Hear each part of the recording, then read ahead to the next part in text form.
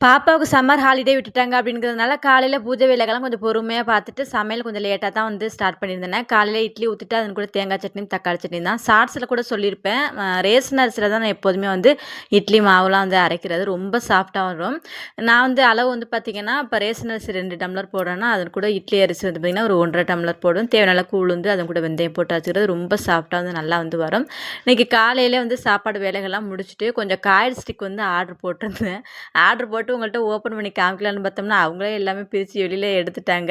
சரின்னு சொல்லிட்டு அப்புறம் அந்த வேலைகள்லாம் வந்து ஸ்டார்ட் பண்ணேன். அந்த காய் ஸ்டிக் வந்து பார்த்தீங்கன்னா, நம்ம அந்த மணி பிளான்ட் செடி இல்லைன்னா அந்த வெத்தலை கொடியிலலாம் சென்டரில் ஊண்டி வச்சுட்டு அப்படியே சுற்றிலும் விட்டுட்டோம்னு வச்சுக்கோங்களேன், நல்லா வந்து படர்ந்து வந்து வரும். கொடியுமே நல்லா வேர் பிடிச்சி நல்லா சூப்பராக வந்து வரும். இது ரேட் வந்து பார்த்தீங்கன்னா 2 பீஸ் வந்து பார்த்தீங்கன்னா ரூ. 75 அப்படின்னு சொல்லியிருந்தாங்க.